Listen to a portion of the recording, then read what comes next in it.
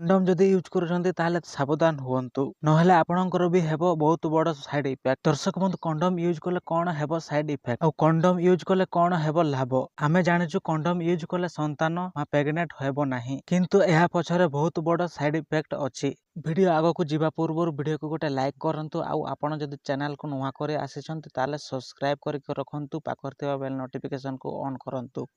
ଏହା କେହି ଜାଣି ନାହାନ୍ତି କେମିତି ୟୁଜ କଲେ କଣ୍ଡମ ଆପଣଙ୍କୁ ବିପଦ ପକେଇବ ନାହିଁ ବା ସାଇଡ ଇଫେକ୍ଟ ହେବ ନାହିଁ। ଆଜି ଏହି ଭିଡିଓରେ ସେହି ବିଷୟରେ ଆଲୋଚନା କରିବା, ତେଣୁକରି ଆପଣମାନେ ଭିଡିଓକୁ ଶେଷ ପର୍ଯ୍ୟନ୍ତ ଦେଖନ୍ତୁ। ଯେଉଁମାନେ ବୟଫ୍ରେଣ୍ଡ ଗାର୍ଲଫ୍ରେଣ୍ଡ ଅଛନ୍ତି ସେମାନେ ଏହି କଣ୍ଡମଟି ଅଧିକ ବ୍ୟବହାର କରୁଛନ୍ତି। କଣ୍ଡମ ବ୍ୟବହାରର ମୁଖ୍ୟ ଫାଇଦା କଣ ଅଛି? ଏହା ଏଡସ୍ ପରି ମାରାତ୍ମକ ଯୌନ ରୋଗରୁ ରକ୍ଷା କରିଥାଏ। ଅବାସ୍ଥିତ ଗର୍ଭଧାରଣକୁ ରଖିବାରେ ଏହା ସଫଳ ହୋଇଥାଏ। ଏହା ବିନା ଡାକ୍ତର ପରାମର୍ଶରେ ଯେକୌଣସି मेडिकल स्टोर रे सहजरे मिलिथाए। वर्तमान जानिबा साइड इफेक्ट कौन अछि? अधिकांश कंडम लाटेक्स रे थियारी। किछि लोकंको एथिरु एलर्जी होइथाए जहा फଳରେ कुंडेई होइथाए, नाली देखा जाए किंबा जड़ा पड़ा होई पारे। जदि आपणଙ୍କୁ लाटेक्स एलर्जी अछि तेबे मेडिकल स्टोर रे मिलुथिबा नॉन लाटेक्स बा पॉलीयूरेथेन कंडम व्यवहार करि पारिबे। ଏହା ସହିତ ବ୍ୟବହାର ପୂର୍ବରୁ ଏକ୍ସପାୟର ଡେଟ୍ ନିଶ୍ଚୟ ଚେକ୍ କରନ୍ତୁ। ଥରେ ବ୍ୟବହାର ହୋଇଥିବା କଣ୍ଡମକୁ ଦ୍ୱିତୀୟ ଥର ୟୁଜ୍ କରନ୍ତୁ ନାହିଁ। କଣ୍ଡମକୁ ଧାରୁଆ ଜିନିଷ ବା ନଖରେ ଖୋଲନ୍ତୁ ନାହିଁ, ନଚେତ୍ ଏହା ଫାଟିଯିବାର ଭୟ ଥାଏ।